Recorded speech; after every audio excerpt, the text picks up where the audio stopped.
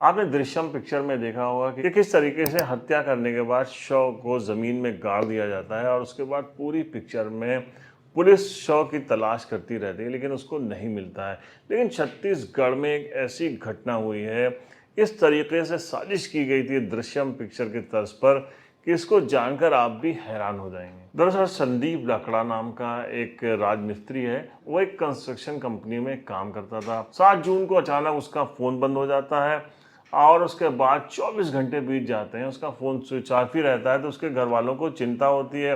घर वाले जब कुछ पता लगाने की कोशिश करते हैं तो घर वालों को पता चलता है कि उसके खिलाफ सीतापुर थाने में चोरी का मुकदमा दर्ज हुआ है और चोरी का मुकदमा उसके मालिक हैं, जो मेन ठेकेदार हैं अभिषेक पांडे, उन्होंने दर्ज कराया है। घर वाले भी बड़े हैरान हो जाते हैं क्योंकि जो राजमिस्त्री था संदीप लकड़ा, वो बहुत मेहनती इंसान था। वो कभी चोरी, उसने कभी ज़िंदगी में इस टाइप के कोई काम किए नहीं थे। इसलिए घर वाले भी बड़े हैरान हो जाते हैं। घर वाले भी संपर्क करने की कोशिश करते हैं, पूछताछ करते हैं, पता लगाते हैं, लेकिन कहीं से भी संदीप लकड़ा का कुछ पता नहीं चलता है। 16 तारीख जब हो जाती है तो 16 जून को उसकी पत्नी होती है सलीमा लकड़ा, वो थाने पहुंचती है और घर वालों के साथ और कहती है कि उसके पति का अपहरण कर लिया गया है। ये लोग झूठा इल्ज़ाम लगा रहे हैं, इन्हीं लोगों ने मेरे पति को कहीं ना कहीं गायब कर दिया है।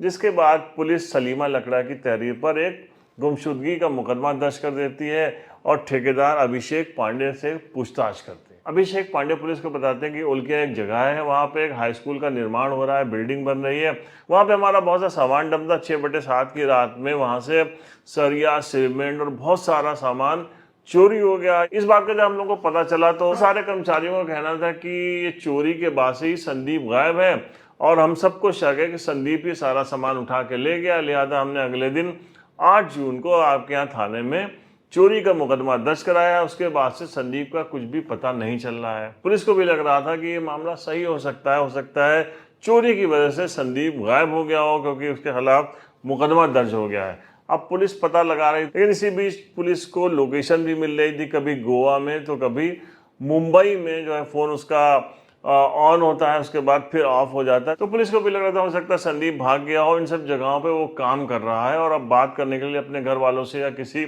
परिचित से बात करने के लिए फ़ोन का इस्तेमाल उसने किया होगा, इसीलिए उसने फ़ोन को ऑन किया हो। लापता संदीप आदिवासी समाज से आता था, इसलिए आदिवासियों के अंदर थोड़ा गुस्सा भी भर गया था।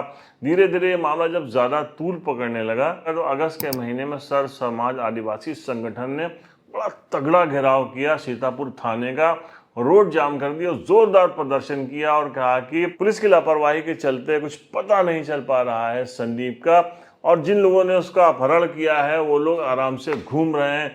मामले ने जब तूल पकड़ा तो फिर पुलिस के वरिष्ठ अधिकारी भी थोड़े इस मामले में सक्रिय हुए। एसपी योगेश पटेल ने एक नई टीम बनाई और फिर से इस मामले की विवेचना शुरू कराई। जब नए सिरे से विवेचना शुरू हुई, खोजबीन शुरू हुई, तो पुलिस निर्माणाधीन स्कूल पहुंची। वहां उन्होंने बहुत सारे मजदूरों से बात की तो पता चला कि 7 जून को जब ये चोरी की बात सामने आई थी तो मालिक आए थे अभिषेक पांडे अपने दल बल के साथ और उन्होंने संदीप को बुरी तरीके से मारा था। मारने के बाद उसको अपनी गाड़ी से बिठालकर लेकर चले गए थे। उसके बाद से संदीप का कुछ भी पता नहीं चला। अब पुलिस ने जब अभिषेक पांडे को फ़ोन किया तो वो भी सतर्क हो गया। उसने बताया कि मैं कहीं बाहर चला आया हूँ काम के सिलसिले में और मुझे कोई बड़ा जो है कॉन्ट्रैक्ट मिला है, इसलिए मैं कुछ दिन के बाद वापस आऊँगा। तो प्रत्यूष पांडे खास गुर्गा था, छोटा ठेकेदार था उनका, उनके साथ ही हमेशा रहता था और कुछ और साथी जो उसके साथ हमेशा रहते थे। पुलिस ने सबको उठाया, थाने लेकर आई। उसके बाद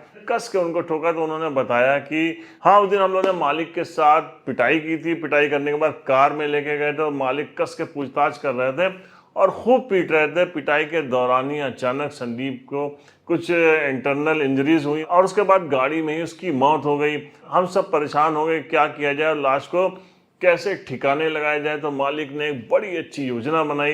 लुरैना एक जगह है, तिब्बती कैंप है, उसी के पास में ही बड़का पारा में नल जल योजना के तहत एक पानी की टंकी का निर्माण होना था। मालिक अभिषेक पांडे को इसका ठेका मिला था और वहां पे खुदाई का काम चल रहा था। हम लोग उसी रात संदीप की लाश को वहां लेकर गए। 15 फुट गहरे गड्ढे में जो है उसकी लाश को डाला गया। उसके बाद उस पर मिट्टी डाली गई। उसके बाद हम लोगों ने उस गड्ढे को बंद करवा दिया। फिर उसके बाद वहां पानी की टंकी का निर्माण करा दिया गया, बाकायदा वहां से पानी की टंकी की सप्लाई हो रही है। ये बात सुन के पुलिस के पैरों तले भी जमीन निकल गई। खैर वरिष्ठ अधिकारियों को इसकी सूचना दी गई और उनकी परमिशन के बाद जेसीबी मंगाई गई। जेसीबी के बाद उस पानी की टंकी को ढाया गया, उसके बाद उस जगह की खुदाई कराई गई और लगभग 15 फीट खोदने के बाद उस गड्ढे से संदीप लकड़ा की लाश तो सड़ गल गई थी, लेकिन उसके कपड़ों से उसकी पहचान हुई। उस वक्त सैकड़ों लोग वहां पे मौजूद थे, खासकर आदिवासी समाज के लोग मौजूद थे और घर वाले मौजूद थे। और जब संदीप के जो कपड़े हैं उनको देखा गया, उसके बाद पुलिस ने डीएनए टेस्ट भी कराया तो पता चला कि ये लाश संदीप की ही है। इस मामले में पुलिस ने 5 अभियुक्तों को गिरफ्तार कर लिया जिन्होंने उसकी पिटाई की थी, क्योंकि इसका जो मेन मुलजिम है अभिषेक पांडे, वो अभी भी पुलिस के हाथ नहीं आ सका है, क्योंकि वो पहले ही सतर्क हो गया था कि उसको लग रहा था कि पुलिस हम तक पहुंच सकती है, लिहाजा वो फरार हो गया। अभी तक पुलिस के हाथ नहीं लग सका है। लेकिन एक बड़ी दुखद घटना हुई है। किस तरीके से इतने दिन घर वाले आस लगाए रहे कि हो सकता है अपहरण किया गया हो, कहीं रखा गया हो संदीप को और एक न एक दिन वो लौट आएगा। लेकिन जब उसकी लाश मिली तो वहां पर मौजूद उसकी पत्नी और रिश्तेदार, अब सभी लोग फपक फपक कर रो पड़े। आंसू उनकी आंख से थमने का नाम नहीं ले रहे थे।